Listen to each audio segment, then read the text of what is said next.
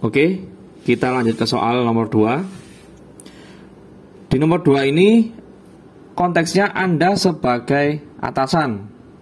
Ya, permasalahannya dari soal ini adalah di divisi tempat Anda bekerja itu ada permasalahan yang dapat mengganggu kinerja karyawan, ya.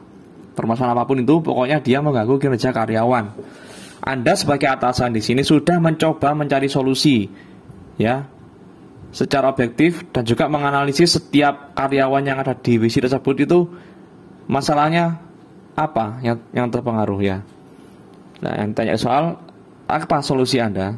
Oke, kita analisis satu-satu, ya. Yang A, meminta mereka untuk berpartisipasi lebih baik lagi dan patuh terhadap semua kebijakan yang diambil. Oke, kita keep dulu. Yang B, menyuruh mereka mematuhi semua kebijakan dan meminta penyelesaian dari masalah tersebut.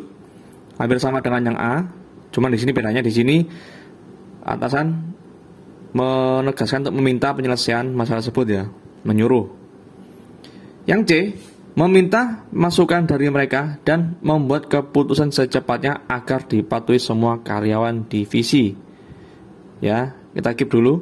Yang D, membuat keputusan secepatnya dan memberi karyawan divisi akan hal tersebut agar tidak kaget, ya. Kita keep. Yang E, meminta masukan dari mereka, melakukan revisi seperlunya dan kemudian mengajak mereka turut mengimplementasikan rencana yang telah disepakati bersama. Oke, kira-kira jawabannya yang mana, ya? Ini, ya, jawabannya kalau kita lihat A ini, ya, yang A ini meminta mereka untuk berpartisipasi lebih baik lagi dan patuh terhadap semua kebijakan yang diambil. Yang A ini kurang solutif, ya, masih mengambang, ya, solusinya seperti apa konkretnya. Yang B, menyuruh mereka mematuhi semua kebijakan dan meminta penyelesaian dari masalah tersebut. Jadi di sini Anda sebagai atasan hanya menyuruh dan karyawan yang berpikir serta menyelesaikan sendiri. Ini bukan solutif juga. Yang C, meminta masukan dari mereka dan membuat keputusan secepatnya agar dipatuhi semua karyawan. Jadi di sini ada egois, ya, yang C ini, ya. Jadi meminta masukan tapi tidak dikembalikan lagi, tidak diskusikan lagi secara dua arah dengan karyawan. Langsung Anda putuskan. Seperti itu. Ini jelas tidak menyalahi asas dari musyawarah mufakat, ya. Yang D, membuat keputusan secepatnya dan memberitahu karyawan divisi tersebut akan hal tersebut supaya tidak kaget, ya. Jadi yang D ini cenderung ceroboh, ya. Jadi membuat keputusan cepat dan memberitahu secara dadakan. Jadi karyawan di sini itu nanti kesannya ada aturan yang mendadak, tidak disepakati dan juga ini tidak ada solusinya, ya. Tidak solutif sama sekali, ya. Yang E, meminta masukan, oke, sama dengan yang A, B, C. Melakukan revisi seperlunya, kemudian mengajak mereka turut mengimplementasikan rencana yang telah disepakati bersama, ya. Jadi yang E ini sudah konkret, ya. Konkret itu artinya solusinya konkret.